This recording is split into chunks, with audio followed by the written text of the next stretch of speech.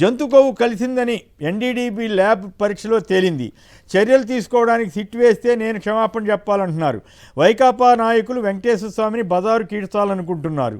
కల్తీ నెయ్యి వ్యవహారంపై ఘాటుగా స్పందించిన సీఎం అని ఎల్లో మీడియా, ఈనాడు, తెలుగుదేశం పేపర్ ఉంది కదా, ఈనాడు వాళ్ళు వేశారు. అట్లాగే ఆంధ్రజ్యోతి వాళ్ళు కూడా వేసుకున్నారు. నిజంగా బజారుకి ఇడ్చింది ఎవరు? ఇందాక శర్మ గారి కామెంట్ చూసాం కదా. తిరుమల, మీరు తిరుపతి వాస్తవ్యులు కదా పురుషోత్తం రెడ్డి గారు, మీకు ఈ విషయాల మీద ఇంకా బాగా పట్టు కూడా ఉంది. దీని మీద ఎవరు ముందు బజార్కి ఇచ్చారు? అసలు చాలా పేరు నాని గారి వీడియో ఒకటి విన్నాను, చాలా క్రానలాజికల్గా అసలు ఫస్ట్ ఈయన అధికారంలో రావడంతో తిరుమల వెళ్ళి ఏం మాట్లాడారు, ఆ తర్వాత ఎట్లా పోస్ట్ చేశారు, ఆ తర్వాత ఎట్లా ఈ పరీక్షకి పంపించారు, ఈయన వచ్చిన తర్వాత పరీక్షకి పంపించారు, మళ్ళీ ఆ తర్వాత శ్యామలరావు ఉన్నారు, ఆ తర్వాత ఈయనే ఉన్నారు, ఆ తర్వాత అదే నెయ్యిని ఏదైతే ట్యాంకర్లు తిరస్కరించారో అదే నెయ్యిని చంద్రబాబు గారి ప్రభుత్వంలోనే ఎలా మళ్ళీ వాడారు. ఈ వివరాలన్నీ చాలా చక్కగా ఆయన వివరిస్తుంటే ఆశ్చర్యం వేస్తుంది. ఏం చేసిందంతా వాళ్ళు చేసి మళ్ళీ ఇదంతా జగన్ గారి ప్రభుత్వమే రుద్దారేంట అన్న భావన మనబోటి వాళ్ళకి కలుగుతుంది. బట్ ఇప్పుడు తాజాగా బజార్కి ఈడ్చింది ఎవరు, ఇప్పటికీ ఈడుస్తోంది ఎవరు? కొమ్మిడి గారు, ఈ విషయంలో చంద్రబాబు గారు ఒక అడుగు ముందుకేసాడు, ఇంకొక 2 అడుగులు ముందుకేస్తే కొంచెం గౌరవంగా ఉండేది. అది నేను ఆ రిపోర్ట్ చూశాను, దాంట్లో అనిమల్ ఫ్యాట్ అని ఉండింది, చెప్పేశాను, పొరపాటును చెప్పానని చెప్పి కొంచెం గౌరవం ఉండేది.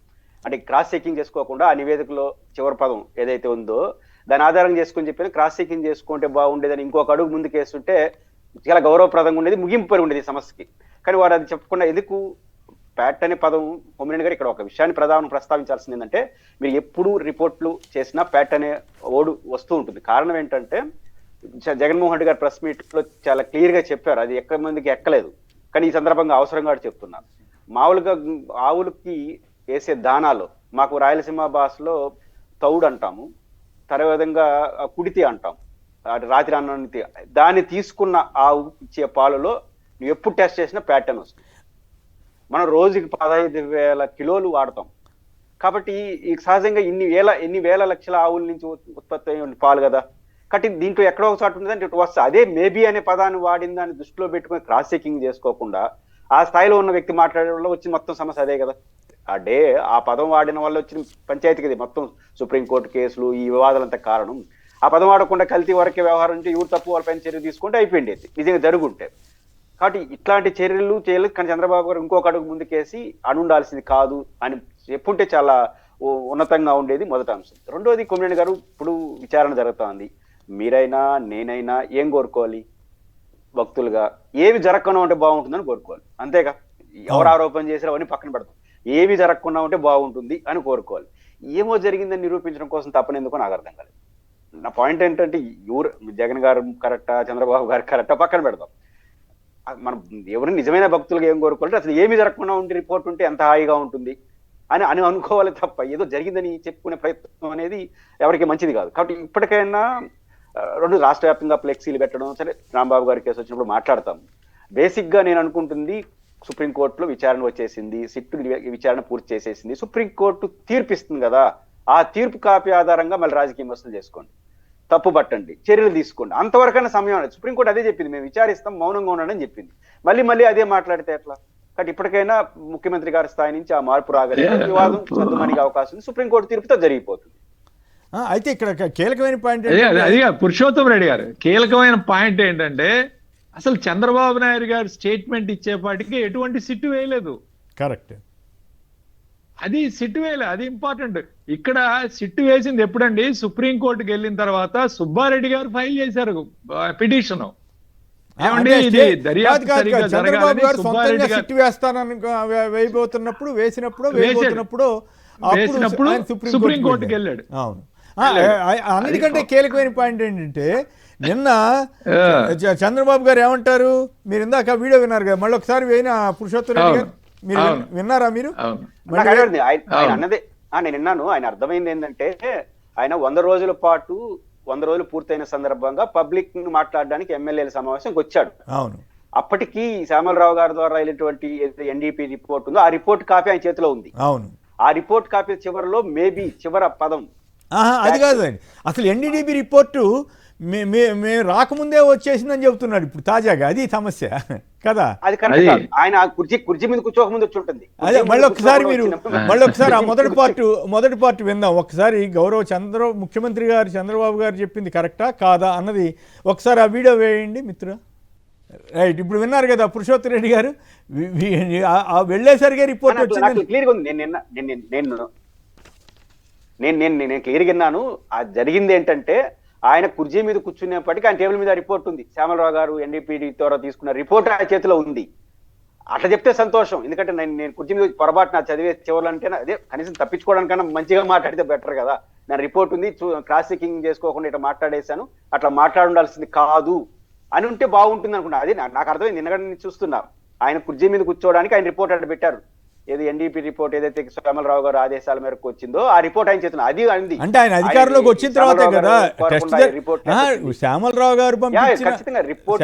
గారు పంపించిన శాంపుల్స్ ఆధారంగానే కదా అప్పుడు వచ్చింది రిపోర్టు.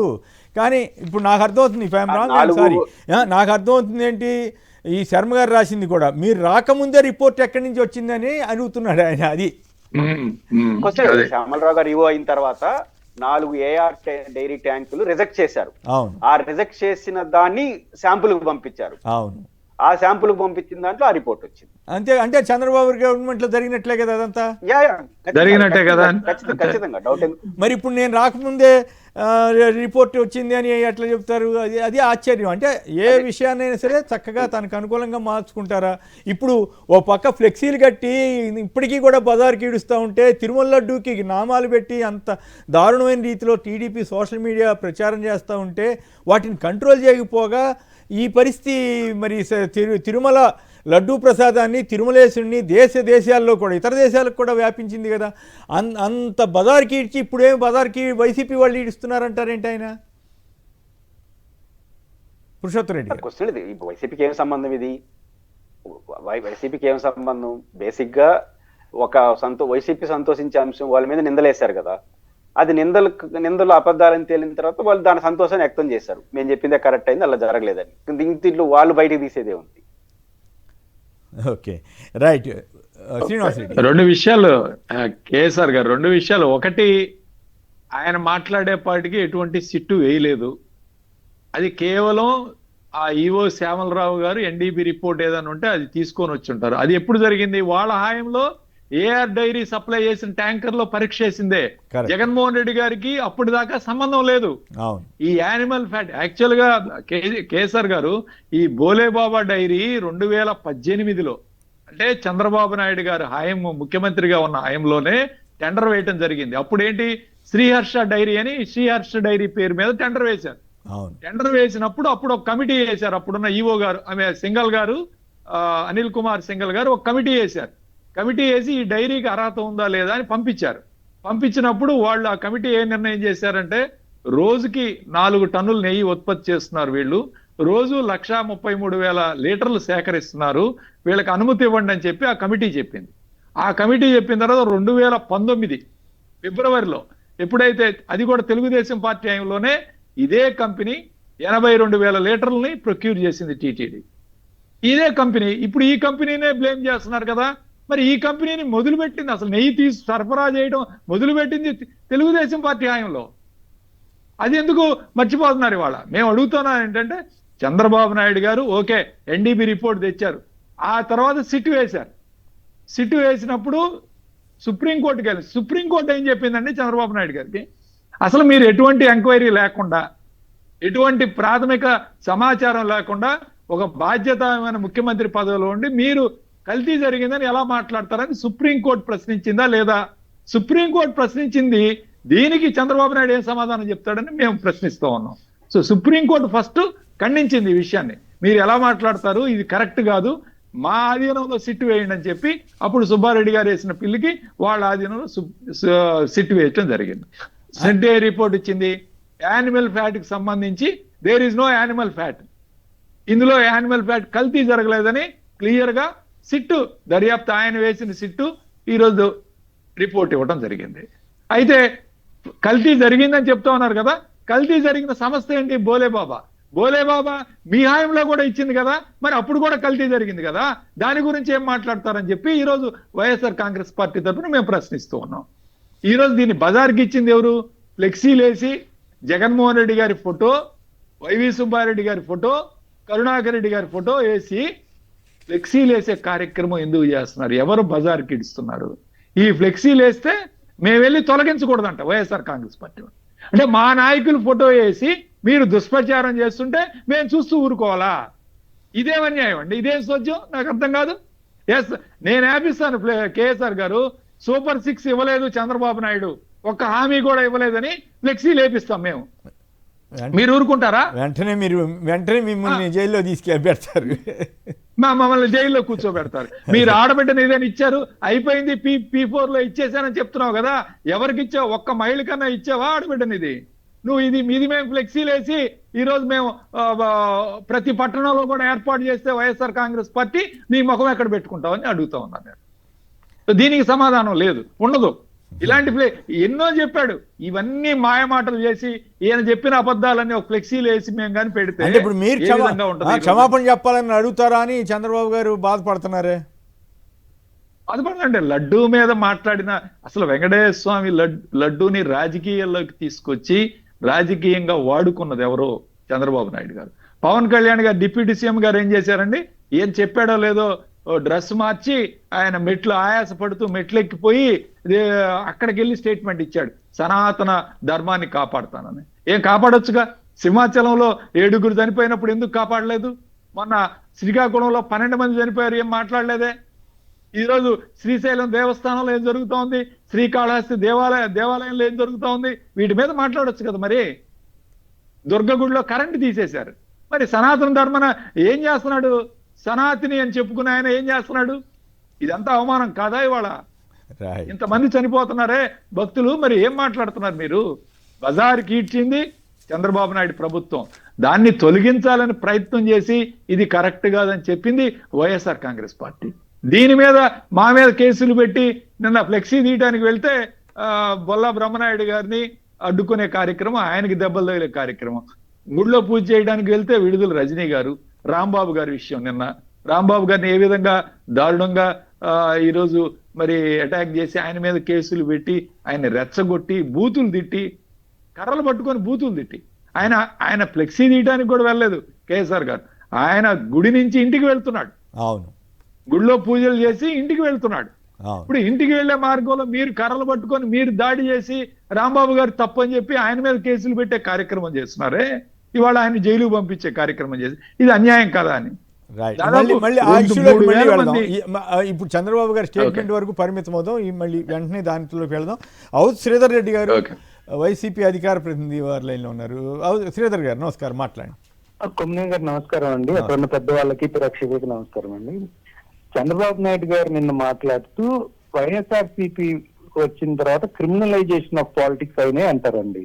అసలు సరే ఒప్పుకుందాం, కాసేపు లేదా పక్కన పెడదాం. అసలు నిన్న సాయంత్రం కానివ్వండి, మొన్న కానివ్వండి, జరిగిన 8-9 గంటలు రాంబాబు గారి ఇంటి ముందు జరిగిన దానికి పోలీస్ కంట్రోల్ చేయలేకపోగా ఆయన వచ్చి వైఎస్ఆర్సీపీ చేసిందంటారేంటండి? ఒకటి.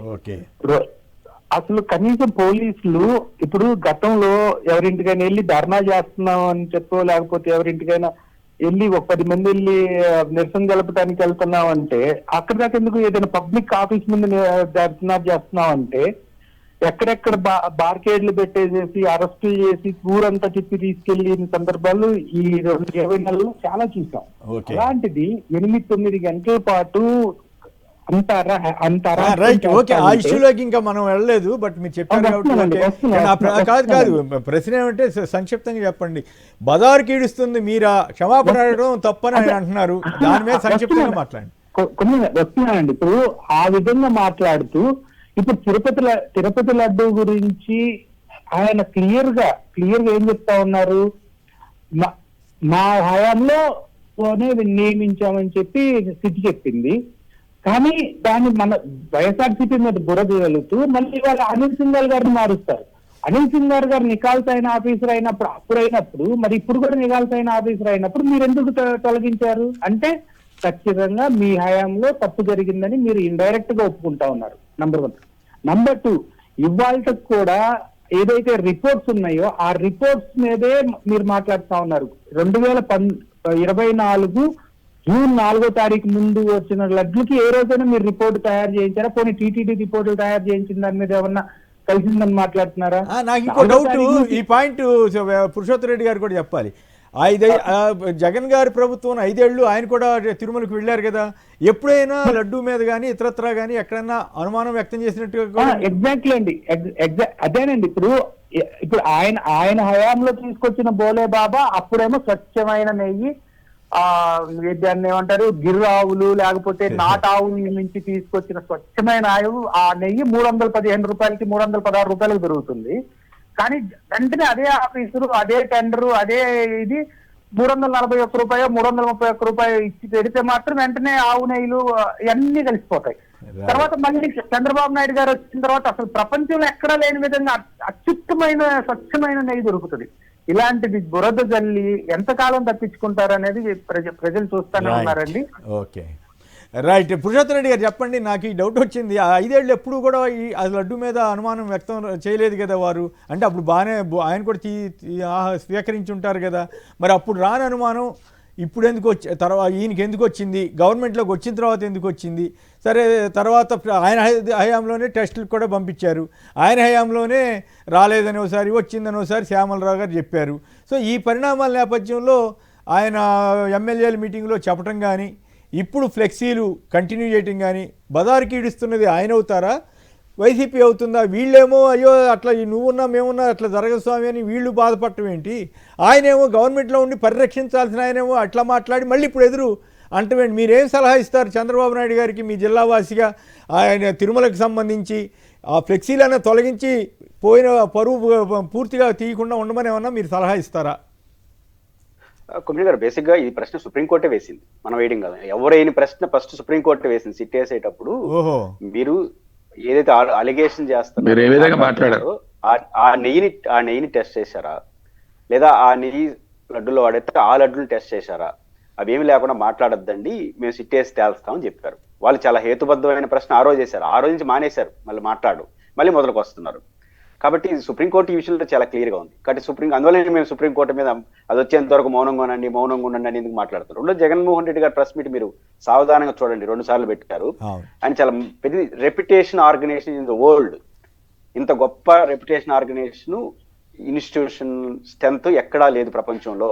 కాబట్టి నా ప్రభుత్వం ఆయన చెప్పలేదు, ఎంటైర్ తిరుమల తిరుపతి దేవస్థానం అత్యంత ప్రతిష్టాత్మక సంస్థ, అక్కడ ఎట్లాంటి తప్పులు జరగడానికి అవకాశం లేదు, ఇది జగన్మోహన్ రెడ్డి గారు మాట్లాడింది. కాబట్టి ఇంకా వైఎస్ఆర్ కాంగ్రెస్ పార్టీ వివాదంలో ఎట్లా ఆగుతాం? అంటే వైఎస్ఆర్ కాంగ్రెస్ పార్టీకి ఎంత గౌరవం ఉంటే ఆ పదం ఆయన వాడతాడు. అంటే నా ప్రభుత్వాన్ని ఎక్కడా చెప్పలేదు. స్టే ఆఫ్ టీటీడీలో ఒక గొప్ప వ్యవస్థ ఉంది, అక్కడ ఎట్లా తప్పులు చేయడానికి ఎవరు అనుకున్నా కూడా సాధ్యం కాదు. కాబట్టి దాని మీద అనుమానాలు అవసరం లేదు. మామూలుగా ఇది ముఖ్యమంత్రి మాట్లాడాలి, టీడీపీ హయాంలో కూడా అని చెప్పారు ఆయన, అది విశేషం. 70 ఏళ్ళుగా టీటీడీ హిస్టరీ. అవును, నిజానికి ఇది ముఖ్యమంత్రి స్థాయిలో ఉన్న వాళ్ళు మాట్లాడాలి, మన వ్యవస్థ అంత గొప్పదని. అపోజిషన్ ఏదైనా నిందలేస్తారు కనీసం. ఇక్కడ రివర్స్ లో ప్రతిపక్ష నాయకుడు చాలా స్ట్రెంత్, ఈ రోజు కూడా అదే మాట్లాడుతున్నాడు. వ్యవస్థ చాలా గొప్పది, దాని మీద మనకు అనుమానాలు అవసరం లేదన్నారు. అంటే ఆ గౌరవం ఆయనకి టీటీడీ మీద ఉందని కాబట్టి జగన్మోహన్ రెడ్డి ఇప్పటికైనా ఫ్లెక్సీలు తొలగించమని మీరేమైనా సలహా ఇస్తారా తిరుపతి వాసిగా? కుమిలి గారు, మా ఏరియాలో ఎక్కడ లేవు కానీ రాష్ట్రంలో ప్రజలే తొలగించేస్తారు. మీరు కొన్ని రోజులు అట్లే పెట్టారంటే వైఎస్ఆర్ కాంగ్రెస్ పార్టీ వాళ్ళు ఏం పోవాల్సిన అవసరంలా, బాధపడతారు కదా. నేను పవిత్రంగా భావించే విషయాలు వివాదం రావడాన్ని ఎవడు ఒప్పుకోడు భక్తుడు. ప్రజలు చాలా భయాందోళనలో ఉన్నారు. ప్రజలు తొలగించే కార్యక్రమం జరగదు ఈ ప్రభుత్వంలో. అది ఏదైనా ప్రజలు రోడ్డు లాస్ట్ 6 నెలల్లో సంవత్సరం వస్తారు కానీ ఈలో ప్రజలు ఏం రారండి. అది తొలగించాల్సింది వైఎస్ఆర్ కాంగ్రెస్ పార్టీ. ప్రజలు తొలగించే కార్యక్రమం వచ్చారు, ఎందుకంటే వాళ్ళ మీద కూడా కేసులు పెడతారని భయం, వాళ్ళలో ఒక భయాందోళన.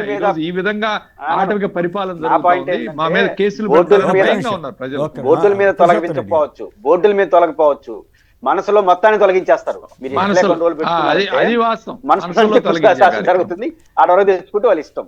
కాదు పోలీసులు కాపలా ఉండడం ఏంటంటే అట్లాంటి ఫ్లెక్సీలకి మామూలుగా పాపం తెలిసి తెలియని కుర్రాడు ఎవరు రఫా అని పెడితే దాని వెనకాల ఎవరున్నారు అంటూ పెద్ద ఎత్తున శోధన చేసినటువంటి పోలీసులు మరి వీటికి అసలు ఊరు పేరు లేకుండా పెడితే ఎవరు తీశారు ఏంటనేది చేయకుండా పైగా టీడీపీ Political కాపలా governance కాస్తే కాపలా టీడీపీ వాళ్ళు అక్కడ కర్రలు పట్టుకుని ఉంటుంటే వాళ్ళకి వీళ్ళు కాపలా కాసి మరి ఇదేంది దీని వెనకాల ఎవరున్నారు అనేది వాళ్ళని ఆపాలి కదా, మరి ఎందుకు ఆపలేదు? అంటే తిరుమల లడ్డూని కాదు మంది పొలిటికల్ గవర్నెన్స్ కదా కొమరేని గారు. పొలిటికల్ గవర్నెన్స్ అంటే తిరుమల లడ్డూకి అపచారం జరిగినా కూడా పోలీసులు చూస్తా ఊరుకుంటారా? ఇట్లే ఉంటుంది పొలిటికల్ గవర్నెన్స్ అంటే మరి ఏంటి? వాళ్ళ మాట్లాడద్దండి. అదిగా సార్, వాళ్ళు వినేది వాళ్ళ బాసుల మాట వినాలి అంతే. వాళ్ళు కంట్రోల్ duty వాళ్ళు చేయాల్సిన చేయటం పోలీసులు కాదు. అసలు వాళ్ళ అసలు ఇలాంటి బాసుల మాట వినాలి. అసలు ఇలాంటి వివాదమే రాకుండా చూడవలసిన ప్రభుత్వం ఏమో వివాదాన్ని తెచ్చిపెట్టింది.